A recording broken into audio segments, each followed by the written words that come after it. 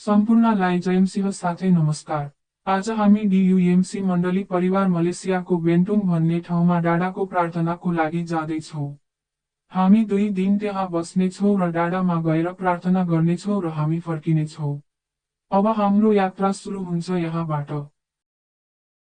आज हामी डाडाको प्रार्थनामा जाँदैछौँ हामीहरू सबैजना मिलिकन।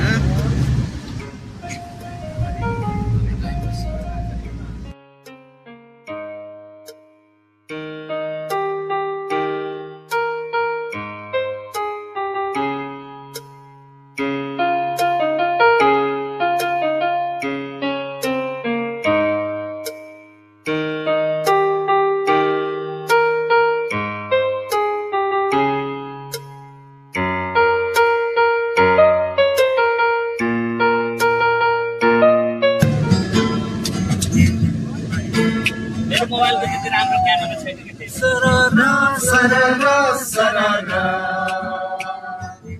यसुको प्रेम सररा सररा सररा सररा सीताराम सररा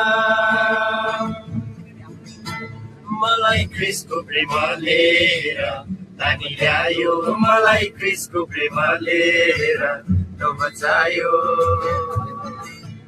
मलाई ख्रिस्टको प्रेम लिएर ल्यायो मलाई ख्रिस्टको प्रेम लिएर ल्यायो म त अन्धका तर्फ अनि विनाशतर्फ लम्किरहेको मान्छे अन्योलमा भनेर विश्वासको अर्थ बाँचिरहेको मान्छे तर क्रिस्टको मायालु हातले मलाई तानेर निकाल्यो है अब म पाएको छु सररा सररा सररा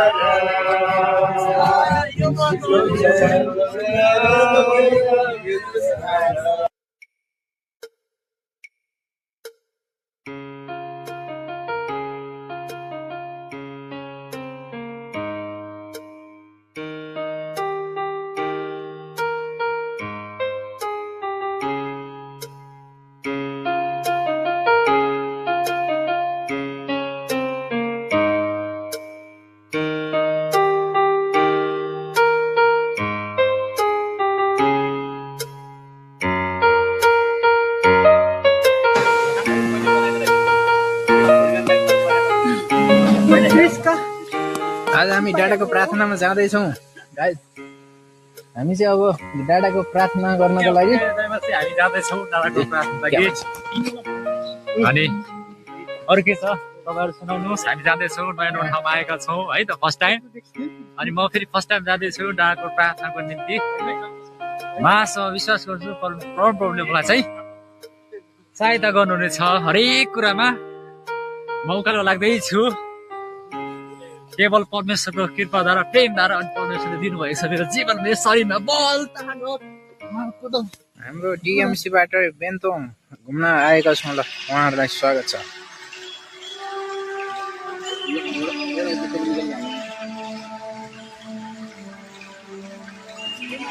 हात निकाल्यो अलिक सिधा गर्नु हात।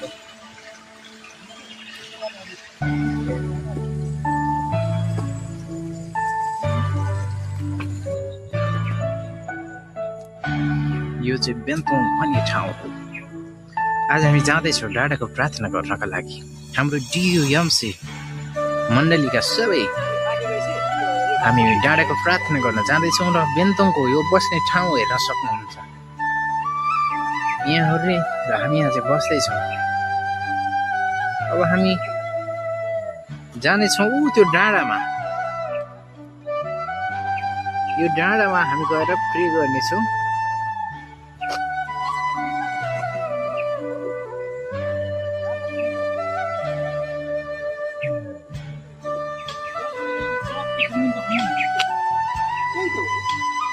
चर्चको जमिनको हुने यो कम्पाउन्ड पुरै घेर छ नि, 10 बिघा 15 बिघा यो पुरै एरिया छ।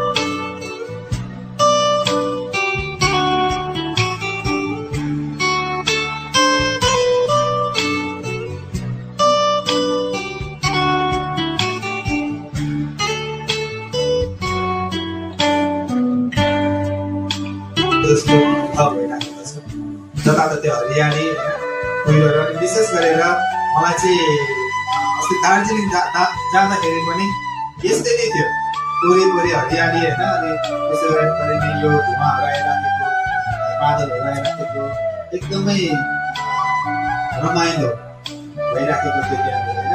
अनि तपाईँले त्यता इलामतिर जानुभयो भने कता रेडी ओके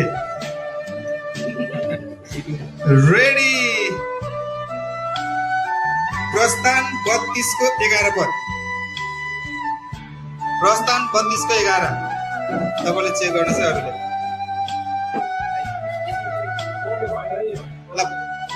ओके उहाँ आइसक्नुभयो, ओके उहाँ तर पढ्नुहोस् त। हामीले चाहिँ यो सेल्फ ग्रुपबाट चाहिँ यो तयारी गरेका छौँ। तपाईँहरूले पहिला हेर्न सक्नुहुन्छ, सबै कुरा माथिदेखि हाम्रो चाहिँ टाइटल चाहिँ सेल्फ ग्रुप छ अनि हाम्रो नारा पनि छ है। नारा चाहिँ अहिले जुनियरमा त्यसै यहाँ चाहिँ कसरी छ भन्दाखेरि हलिया पलुस्मिता तपाईँलाई धन्यवाद दिन्छु।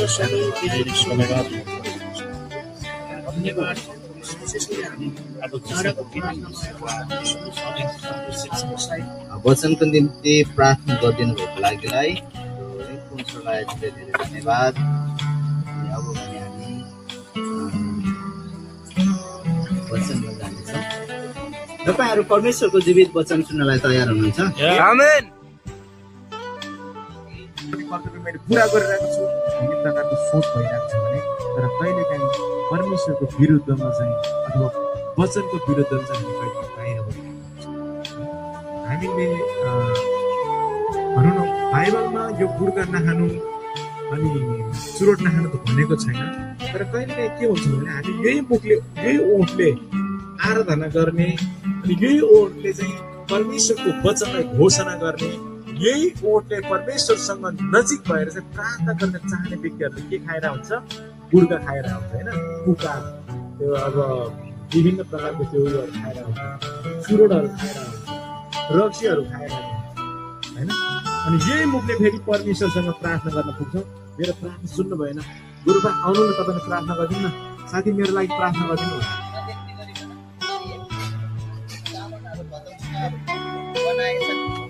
हामी चाहिँ मलेसियाको बेन्तोङ भन्ने यो डाँडाको प्रार्थनाको लागि आएका छौँ र आज हामी बिदा हुँदै गर्दा यस ठाउँलाई हामी धेरै मिस गर्नेछौँ।